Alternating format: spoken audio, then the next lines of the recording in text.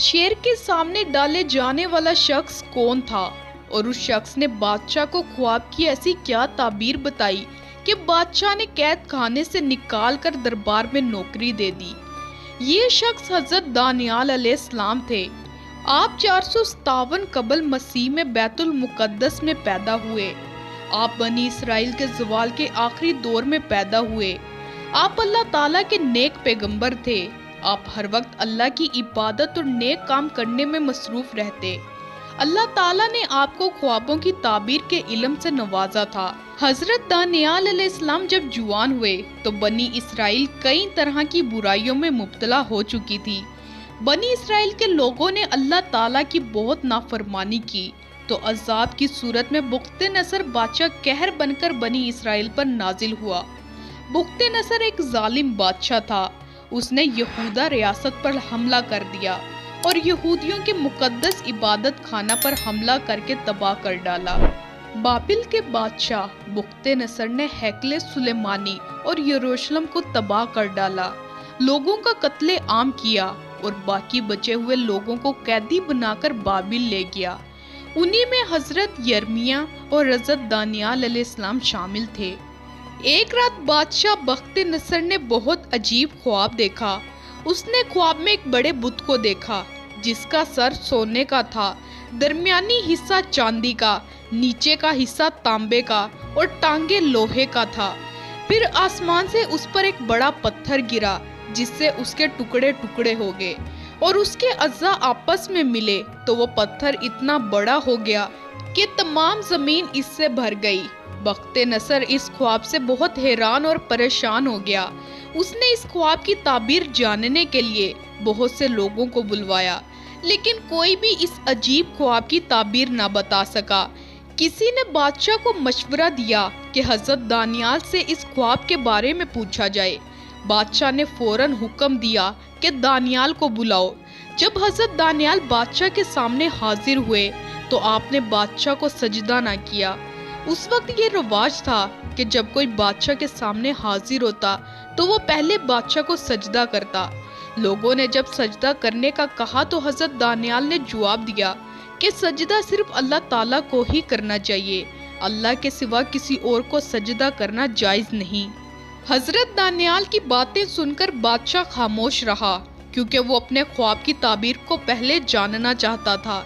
बादशाह ने जब अपना ख्वाब हजरत दानियाल को बताया तो उन्होंने जवाब दिया कि उस बुत में जो तूने सोने का सर देखा है वो तू ही है और तुम्हारे बाद एक और सल्तनत आएगी जो तुझसे छोटी होगी और उसके बाद एक और सल्तनत होगी जो तमाम जमीन पर हुकूमत करेगी और चौथी सल्तनत लोहे की तरह मजबूत होगी। और जो तूने देखा कि उसके पाँव और उंगलियां कुछ तो कुम्हार की मट्टी की और कुछ तो लोहे की थी, सो इस सल्तनत में तफरका होगा। मगर जैसा तूने देखा कि उसमें लोहा मट्टी से मिला हुआ था, उसमें लोहे की मजबूती होगी और चूंकि पाँव की उंगलियां कुछ लोहे की कुछ मट्टी की थी तो इसलिए सल्तनत कुछ कवी और कुछ ज़ईफ होगी। और उन बादशाहों के अयाम में आसमान का खुदा एक सल्तनत बर्पा करेगा जो हमेशा कायम रहेगी और उसकी हुकूमत किसी दूसरी अक़वाम के हवाले ना की जाएगी।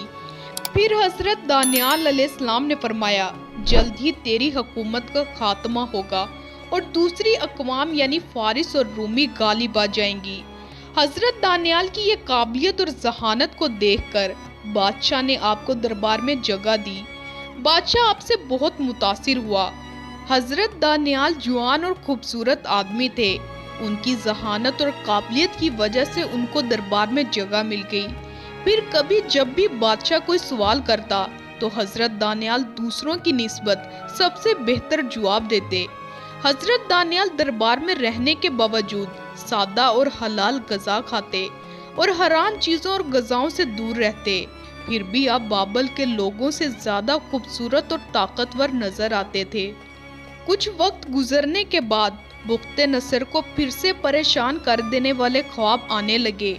आपने हजरत दानियाल से इस बारे में जिक्र किया तो हजरत दानियाल ने बादशाह से फरमाया कि आपकी हुक्मरानी तभी महफूज रह सकती है जब आप अल्लाह की हुक्मरानी तस्लीम कर लें। حضرت دانیال نے بادشاہ کو نصیحت کی کہ اپنے مال کو غریبوں میں تقسیم کر دیں، آپ ان پر رحم کریں، اللہ آپ پر رحم کرے گا۔ لہٰذا بخت نصر نے حضرت دانیال کی اس بات پر عمل کیا۔ اس نے بنی اسرائیل کے غریب لوگوں کی خوب مدد کی، یہاں تک کہ بنی اسرائیل کا ایک شخص بھی بھوکا اور غریب نہ رہا۔ پھر بخت نصر پر آنے والا عذاب ٹل گیا اور ملک کے حالات بہتر ہو گئے۔ کچھ عرصے بعد بخت نصر کی موت ہو گئی۔ بخت نصر کے مرنے کے بعد اس کا بیٹا تخت پر بیٹھا اور بابل کا بادشاہ کہلایا، لیکن اس کے بیٹے میں بادشاہ بننے کی کوئی قابلیت موجود نہیں تھی۔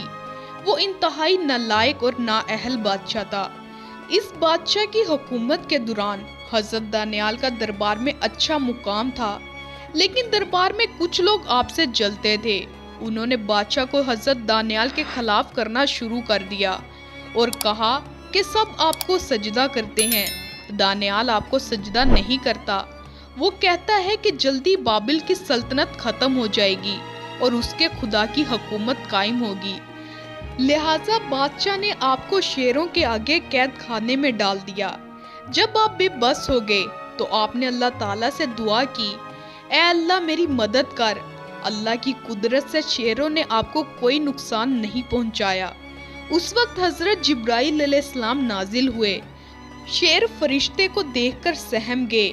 صبح ہوئی تو لوگوں نے حضرت دانیال علیہ السلام کو قید خانے میں صحیح سلامت پایا اور شیر ایک طرف پر بیٹھا آرام کر رہا ہے، تو لوگ سمجھ گئے کہ آپ اللہ کے نیک اور برگزیدہ پیغمبر ہیں، لیکن معافی کا وقت گزر چکا تھا۔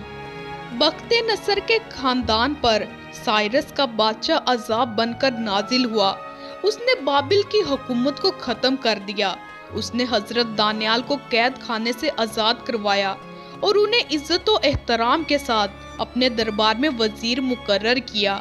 یہ عظیم اور رحم دل بادشاہ، جسے تاریخ سائرس کے نام سے جانتی ہے اور قرآن مجید میں ذوالقرنین کے نام سے آپ کا نام موجود ہے۔ حضرت دانیال علیہ السلام نے خواب کی جو تعبیر بتائی وہ پوری ہوئی۔ سونے کا سر بابل کی سلطنت ہے اور یہ کہ دوسری مملکت چاندی کا سینہ فارس کی سلطنت تھی، جو کہ بابلی سلطنت کے بعد قائم ہوئی اور عراق، شام اور مصر پر حکمران ہوئی، اور یہ کہ تیسری مملکت تانبے کی رانے سلطنت یونان تھی، جس نے سکندر مقدونی کے بادشاہت کے دور میں سلطنت فارس کو رون ڈالا، اور یہ کہ چوتھی مملکت ٹانگیں لوہے کی اور پاؤں کچھ لوہے اور کچھ مٹی کے سلطنت روما یعنی رومن امپائر، جو کہ بعد میں دو حصوں میں بٹ گئی، ایک مشرقی سلطنت جس کا پایا تخت قسطنطنیہ تھا اور دوسری مغربی سلطنت جس کا پایا تخت اٹلی تھا۔